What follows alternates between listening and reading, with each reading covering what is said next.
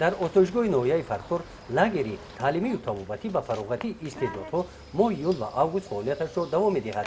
даври сеюми ин лагери истироҳатӣ аз рӯзи 23 июл оғоз ёфта муддати 15 рӯз идома меёбад. дар ин давра дар ин лагер 15 нафар хонандагони болои қад, онҳое ки ғолибони озмунҳои ноҳиявӣ ва вилоятӣ ҳастанд, ба таълими фароғат фаро гирифта шудаанд. дар ноҳияи фархор тибқи қарори раиси ноҳияи фархор ва фармоиши шӯъбаи маориф шаклҳои гуногуни лагерҳои истироҳатӣ тоисаи мактабчакон дар 2016 баром монда шудааст, ки дар он 7620 нафар хонандагон дар се баст фаро гирифта шудагӣ ҳастанд.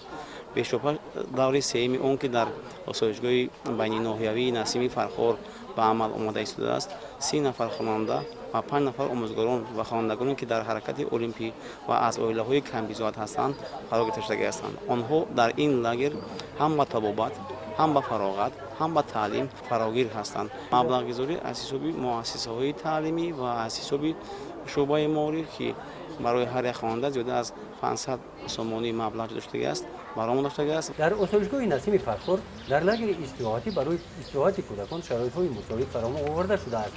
аз ҳавлии осоишгоҳ оби дарёи Панҷ мегузарад. кӯдакон дар ин ҷо обозӣ намекунанд. ин об дар корҳои ободонӣ ва кабозёркунӣ муҳити осоишгоҳ истифода бурда мешавад. гулҳои рангоранг, дарахтони сояафкан ва табиати сабзи осоишгоҳ ҷои истироҳат ва сайру гашти истироҳаткунандагон аст.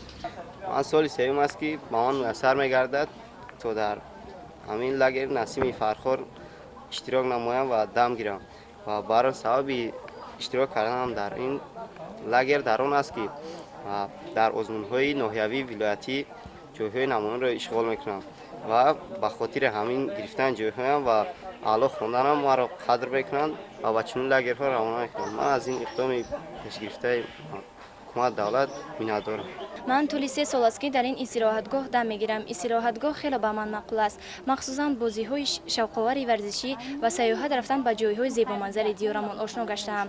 من هر تابستان این استراحتگاه را به صبرانه انتظار می‌شوم. در اینجا دوستان زیادی پیدا نموده با همراهی آنها رقص و بازی سوال و جواب می‌نماییم. در لاگر استراحتی مشغولیت‌ها از روی نقشه معین می‌گذرند. در یک روز برای تعلیم 3 ساعت جدا کرده شده است. اینستروکتوری لاگر در این مشغولیت‌ها فن حقوق، ادبیات و فن‌های دقیق را می‌آموزند. در لاگر استراحتی به این حوزه کامپیوتر آوردند. اینستروکتوری لاگر امکان دارند پس این کامپیوترها نشسته کار کنند.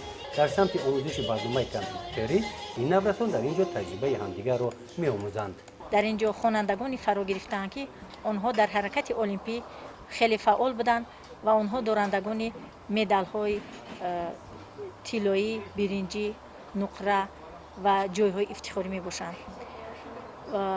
شماره زیادی خوانندگان در دو دور در این لاگر فرا گرفته می‌شوند و با آنها معلمانی پرتجربه، آموزگارانی پرتجربه دست می‌گویند که همه روزه آنها برای آنها برنامه مخصوصی تعلیمی جدا کرده شده است که از روی آنها درس می‌گیرند. در برگزاری لاگر استراحتی مکتبچگان ناحیه فرخور سهمی آسایشگاه نسیم فرخور هم کلان است.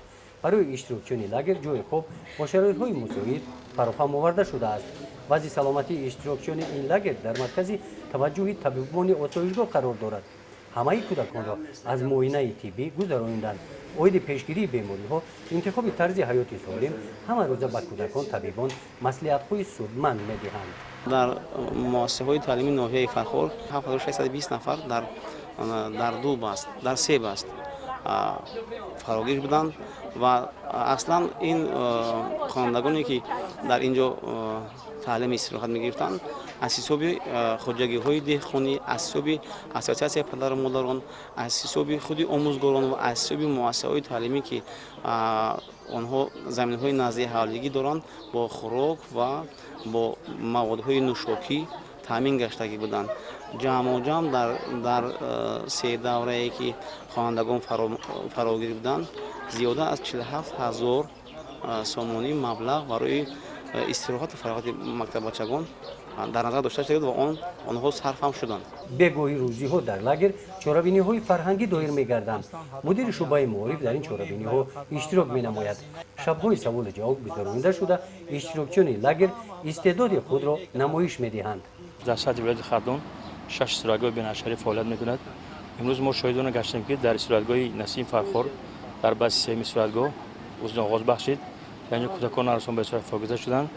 با بارتون گفتم می‌دونم این دستگیری مقام حکم دولتی نوعی است، شعبه معارف است و مسئله سالمگردانی کودکان نرسان در ناحیه حصه خود را می‌گذارد.